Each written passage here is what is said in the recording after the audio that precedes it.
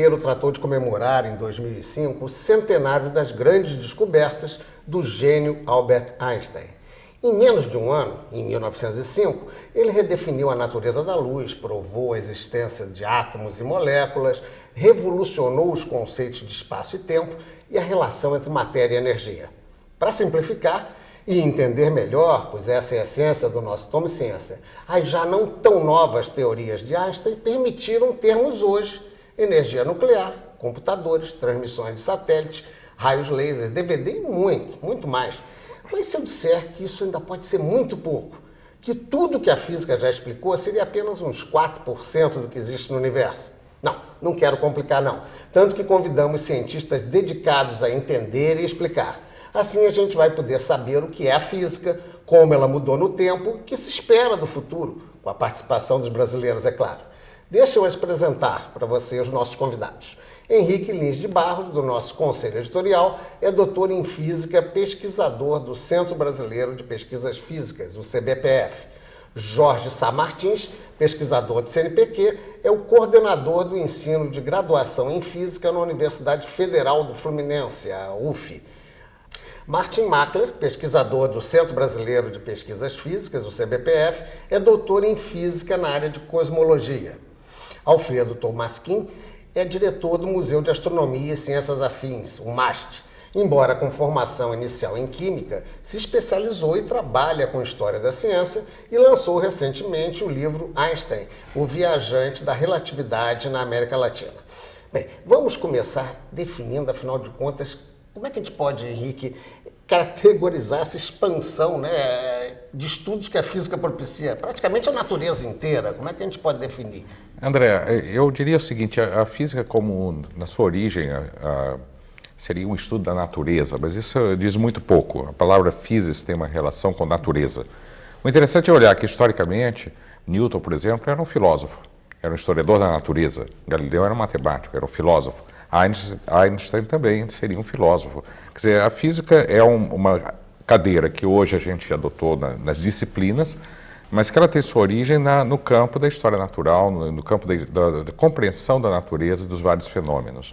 Né? Fenômenos como mecânica, como a ótica, como a hidrodinâmica, como a teoria de fluidos, e aí vai se expandindo. E atualmente a física trabalha também com os fenômenos biológicos. A biofísica, tão falada, né? A biofísica, fenômenos cerebrais também, toda a transmissão de informação do cérebro se dá por meio de informações elétricas entre células. Quer dizer, na verdade, essa divisão disciplinar que nós fazemos de ciência é uma divisão acadêmica, né? O pesquisador, quando está trabalhando em ciência, ele não pode criar uma fronteira e dizer isso está fora do meu interesse.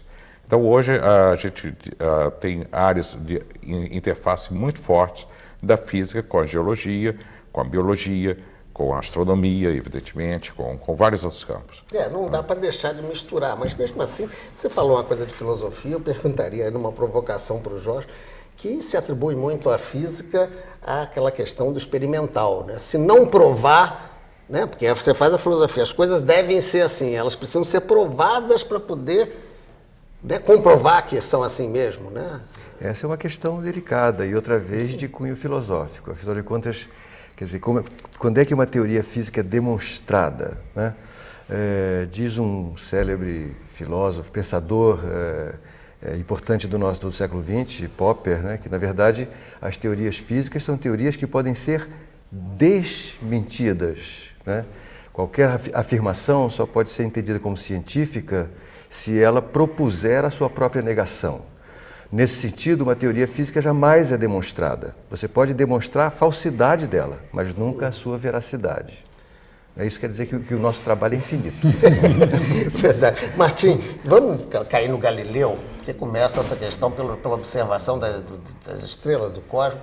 Ele sofreu muito ao tentar redefinir filosoficamente, né, no caso que a gente rodava e não... Né, como é que era essa questão? Era pura filosofia ou ele teve como provar isso e por que da perseguição? O Galileu talvez ele tenha feito uma revolução no sentido que ele propôs que você pode entender a natureza de alguma forma através de experimentos. Isso foi uma grande novidade. Gregos tinham muitas ideias que hoje a gente considera contemporâneas, como átomos e tudo mais, mas a introdução do método científico, da ideia de utilizar a experimentação para examinar a natureza, isso foi uma novidade que ocorreu. O Galileu é o grande expositor dessa novidade. E também utilizar a matemática para descrever a natureza. Outra grande revolução do Galileu foi pensar que as leis que regem eventos, que regem a natureza na Terra, são as mesmas leis que regem a natureza no céu. Talvez essa tenha sido uma das grandes heresias do Galileu, dizer que não existe uma física, ou não existe uma razão distinta das coisas na Terra e no céu. Dizer que a Terra está em movimento, que ela não é o centro do sistema solar, que ela não é o centro do universo. Não foi a maior heresia, no caso? Talvez seja justamente essa grande heresia, dizer que a Lua gira em torno da Terra pela mesma razão que faz uma maçã cair na Terra. Isso foi a grande heresia. O que é feito na Terra é o mesmo material que é feito os objetos no céu. Então, hoje você pergunta, às vezes esse conceito está até no dia a dia das pessoas. Uma vez uma pessoa me abordou na rua, e num evento de astronomia, e disse o seguinte: olha, caiu um meteorito aqui. Eu perguntei, era um meteorito o quê? De pedra ou era um meteorito de metal? Ele falou, não, esse meteorito veio do espaço, como se fosse feito de algum outro elemento. Que não fosse nosso. Então, a ideia da física é a mesma em qualquer lugar do universo. Você citou aí a maçã que cai, que já é Newton, né? Que nasce, essa curiosidade é interessante, no ano que morre o Galileu, não é isso? Parece que é o mesmo ano exatamente. Mas a maçã cair seria simples, para ter um peso, ter a gravidade. Se fosse assim, a Terra também ia bater contra o Sol. Quer dizer, é um pouco mais complexo essa questão da gravidade. Quer dizer, não adiantou a maçã cair na cabeça, ele teve que ter uma reflexão, um conhecimento prévio para elaborar alguma coisa. Essa história da maçã parece que foi algo contado pelo sobrinho do Newton, se não me engano. Mas a força que faz a maçã cair na Terra é exatamente a mesma força que faz a Lua girar em torno da Terra. Agora, tem diferenças, por exemplo, a Lua tem um movimento. Se eu fosse capaz de pegar uma maçã e tacar com muita força na direção horizontal e não tivesse ar, não tivesse montanhas e tudo mais, eu seria capaz de colocar essa maçã em órbita do mesmo jeito que a Lua está em órbita em torno da Terra. Agora, é claro que isso requeriu do Newton muita reflexão, muita matemática. Para isso, o Newton desenvolveu, inclusive, vários conceitos da matemática. Então, aí tem um elemento fundamental quando a gente falou de física ser filosofia. Quer dizer, um elemento central da física para você poder dizer as coisas de forma quantitativa, comparar com um experimento, até para formular uma ideia, muitas vezes você usa a matemática. A matemática é a linguagem da física, né? A expressão. Bem, Alfredo, estamos aí falando de uma física que precede o Einstein. E, historicamente, como é que se situa o Einstein nesse processo? Por que da revolução? Como é que ele chega, por que razão ele revoluciona tanto? A começar com as teorias que daqui a pouco nós vamos explicitar aqui de 1905. Na verdade, o Einstein, vendo os escritos dele, as cartas que ele escreveu para amigos, quer dizer, ele não pretendia, não se achava um revolucionário. Ele achava que ele estava trabalhando na ciência. E os resultados que ele obteve com relação à relatividade foram resultados decorrentes do trabalho em que ele estava desenvolvendo e que era conectado com o que estava sendo realizado na física na época. Na época, final do século XIX, início do século XX, estava se discutindo o que é a luz, o que é a matéria, o que é a energia. Quer dizer, o Einstein ele não chega de paraquedas de repente, anuncia uma verdade e todos se ajoelham diante dessa nova verdade. Não, na verdade, ele dá uma contribuição genial, não há dúvida, mas ele é uma pessoa que está envolvido nas questões do final do século XIX e início do século XX. Só que ele consegue, talvez, dar um pulo, né, o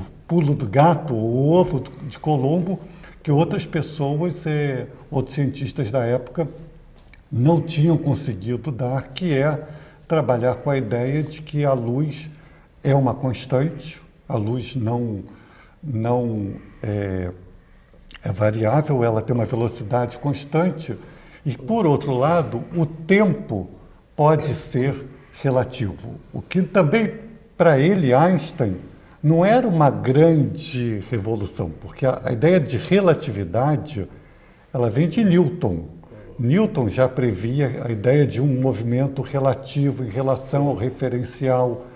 Se você tem duas pessoas andando num carro, uma ao lado do outro à mesma velocidade, aquele carro ao seu lado está parado em relação a você que está na mesma velocidade. Então essa ideia... A sensação de velocidade é menor do que quem está parado na beira da tá calçada parado, e vai passar correndo. Exatamente. Então, na verdade, a ideia, o princípio da relatividade, ele já existia. Isso não foi criação do Einstein. O que ele fez foi aplicar essa ideia da relatividade ao conceito de tempo. Tá, vamos fazer o seguinte, deixa eu começar agora a pegar esses aspectos das inovações, das revoluções do Einstein. Então vai ficar muito complicado a gente conseguir, então vou fazer um intervalo rápido, um primeiro bloco curto, e nós voltamos já já para aprofundar essa revolução do Einstein. Até já.